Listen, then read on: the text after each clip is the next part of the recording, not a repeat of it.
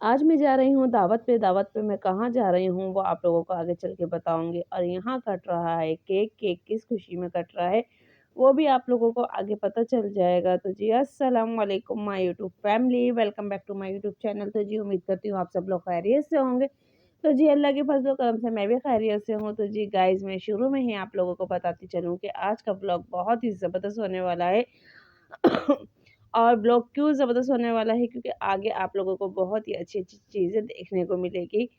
चीज़ें नहीं वीडियो देखने को मिलेगी और बहुत ही मज़ा आने वाला है क्योंकि ये ब्लॉग है ईद का, जैसे कि मैंने अपनी पिछली वीडियो में बताया है कि ईद का ब्लॉग मेरा बिल्कुल रेडी था पर मैंने अपलोड नहीं किया क्योंकि मुझे मुनासिब नहीं लगा। तो आज मैं ईद का ब्लॉग आप लोगों के साथ शेयर कर रही हूँ। तो जी गाइज़ आज मैं जा रही हूँ और ये ईद का दूसरा दिन था जो कि मैं जा रही थी। तो आज के दिन मैं जा रही थी अपनी अम्मी के घर, और क्योंकि वॉइस ओवर मैं अब कर रही हूँ और ये वीडियो सारी ईद की है, बाकी मैं आप लोगों के साथ शेयर कर रही हूँ, तो वो आप लोग देखते जाएँ और वीडियो को, और वीडियो के साथ-साथ मेरी बातों पे भी गौर करते जाइएगा क्योंकि ये वीडियो बहुत ही मतलब कि मज़ेदार होने वाली थी क्योंकि आगे बहुत अच्छी-अच्छी चीज़ें थी पर वक़्त और माहौल को देख के वो चीज़ें मैंने स्किप कर दी है। और फिर भी मैंने कहा चले मैं थोड़ी चीज़ ही आप लोगों के साथ शेयर करूँ कि मैंने ईद ईद कैसी गुज़ारी। तो जी गाइज़ कराची में ये मेरी पहली ईद थी जो कि मैंने यहाँ गुज़ारी है, और क्योंकि अमूमन मैं ईद पे आती थी पर ईद के तीसरे दिन मैं बैठती थी और चौथे दिन मैं उतरती थी। तो ये मेरी हमेशा से रूटीन थी जब से मेरी शादी हुई थी। तो हमेशा से ये मेरी रूटीन थी कि मैं ईद हो या बकरा-ईद हो, मैं तीसरे दिन बैठती थी और मैं चौथे दिन अपने घर उतरती थी। पर अब जो मैं कराची शिफ्ट हो गई हूँ, तो मैंने ईद कराची में फर्स्ट टाइम गुज़ारी है। तो यहाँ मेरी अब मैं जो जा रही हूँ, तो अम्मी के घर जा रही हूँ क्योंकि अम्मी के घर हमारी दावत है, और क्योंकि पहले दिन भाभी अपनी अम्मी की तरफ जाती हैं, तो दूसरे दिन हम लोग भाभी की तरफ जाते हैं बाकी, और भाई की तरफ जाते हैं। और अब हम लोग तैयार हो चुके थे, बस जाने की तैयारी थी, बिल्कुल रेडी थे क्योंकि क्योंकि दोपहर वैसे तो रात की दावत है पर हम लोग अब शाम से जा रहे थे, और कराची में गर्मी इस कदर हो गई है और बहुत ज़्यादा गर्मी हो गई थी क्योंकि अब दिन में बहुत ज़्यादा गर्मी है, रात में तो चलो सुकून है पर दिन में बहुत ज़्यादा गर्मी है कि आप बमुश्किल ही बाहर निकल सकते हैं, और जो घर ऊपर का है तो इस वज़ह से और भी ज़्यादा गर्मी लगती है क्योंकि घर तो ख़ैर मेरा पहले भी ऊपर का था, छत का था, और अब भी ऊपर का ही है, तो फ़िलहाल वहाँ भी गर्मी बहुत ज़्यादा होती थी पर यहाँ भी गर्मी है, पर यहाँ की निस्बत सखर में बहुत ज़्यादा गर्मी है। तो गाइज़ अब हम लोग निकल रहे हैं, और क्योंकि मैं करीब हूँ अम्मी की तरफ तो मुझे पहले जाना चाहिए, बाकी बाजी और मेरे वग़ैरह भी आने वाली होंगी, तो मैंने कहा चले मैं पहले चली जाती हूँ क्योंकि बच्चे तलबिया और ज़ैन जो कि वो जा चुके हैं मेरे भांजे के साथ, और बाकी मैं, आमिर, हम्माद हम तीनों अब साथ-साथ जा रहे हैं क्योंकि रास्ते में से कुछ लेना भी था। और यहाँ आप देख सकते हैं मेरे भतीजे की हरकत, जो कि मैं घर आ चुकी थी, तो ये इस दीवार से दूसरे कमरे में देखते हैं और ये अक्सर इस तरीके से चढ़ जाते हैं। तो इस्माइल तो बहुत चढ़ता है पर ये नूर बहुत ज़्यादा चढ़ते हैं। तो बस इसको मैं उतार रही थी कि अल्लाह ना करे कोई चोट लग जाए, कुछ लग जाए तो बहुत ज़्यादा फिर मसला हो जाएगा।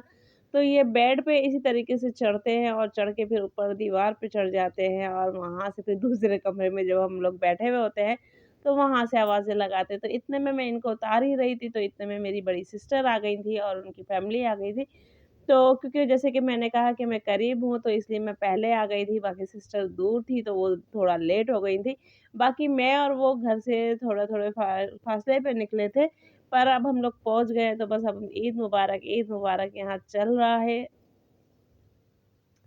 तो बस ईद मुबारक, और अभी मैं इनको कॉल करने वाली थी, तो बस कॉल करने से पहले-पहले ही मेरी सिस्टर घर आ गई थी, तो बस हम लोग इस तरीके से एन्जॉय कर रहे थे, मज़ा कर रहे थे क्योंकि बस कहते हैं ना कि ईद का मौका होता है और फिर सब आते हैं, और बाकी वैसे भी आम दिन में हम लोग इस तरीके से गैदरिंग कर लेते हैं, तो कोई इतना इश्यू नहीं होता। पर कहते हैं ना कि हर चीज़ का एक अपना नाम होता है, अपना एक मज़ा होता है, अपना एक मुकाम होता है। तो आज जैसे कि ईद थी, तो ईद के हिसाब से था, और बाकी भाई के यहाँ खाना जो भी बना हुआ था, वो मैं आप लोगों के साथ शेयर करती हूँ। तो जी, यहाँ थे पाए बड़े के, और ज़बरदस्त मज़ेदार पाए बने हुए थे, और इसके साथ-साथ और क्या था, वो भी मैं आप लोगों के साथ शेयर करती हूँ क्योंकि ज़ाहिर बात है, ये दावत में आए हैं और वो भी ईद की। तो मज़ेदार खाना तो बनता ही है और बाकी अल्लाह पाक सबके घरों में रिज़्क में बरकत दे, रोज़ी में बरकत दे और सबके दस्तरख़्वान अल्लाह पाक वसी करे और सबके दस्तरख़्वानों पे गैब के मतलब कि बहुत ही अल्लाह पाक अपने सारे मतलब कि दुनिया जहान की बरकत दे। और यहाँ जी है कोरमा, वो भी बीफ का कोरमा है और ये भी बहुत ही मज़ेदार बना हुआ था। और इसके साथ-साथ और भी क्या था जो कि इसके बगैर तो कोई दावत होती ही नहीं है और ना ही हम लोग कुछ पसंद करते हैं। तो यहाँ भी बीफ की पुलाव बनी हुई थी, जो कि बहुत ही मज़ेदार सी थी और यम्मी सी थी और जिसमें कि बहुत ही ज़बरदस्त इसके अंदर बीफ का जो था मीट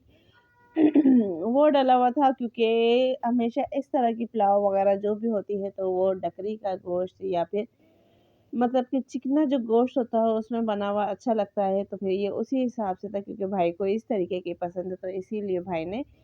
बकरी के गोश्त की ये बीफ की बनवाई थी, जो कि बहुत ही मज़ेदार बनी थी और माशाल्लाह माशाल्लाह अल्लाह पाक ने इस कदर बरकत दी कि माशाल्लाह खाना भी हमारा अच्छा खासा पूरा हुआ था और मज़ा आ गया था। और यहाँ बस अब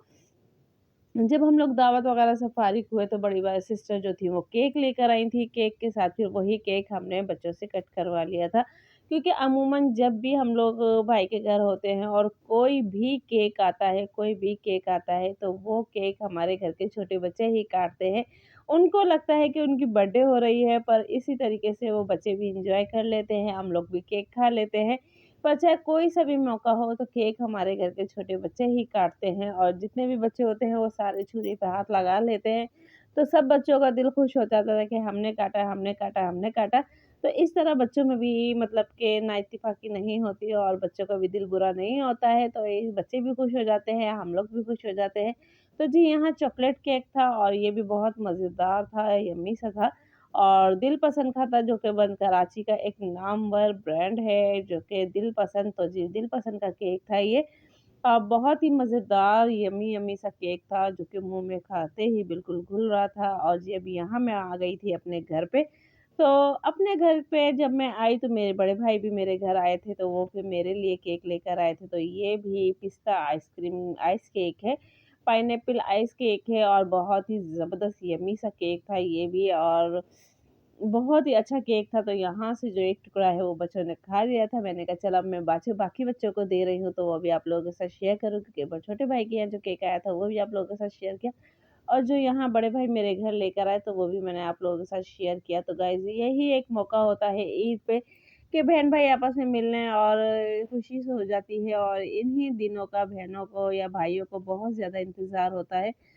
तो जी यहाँ पे बस अब मेरी ईदी जो थी जहाँ-जहाँ से नहीं है, हम बहन-भाइयों में जो भी ईदी जमा हुई थी आपस में एक-दूसरे को दे लेके,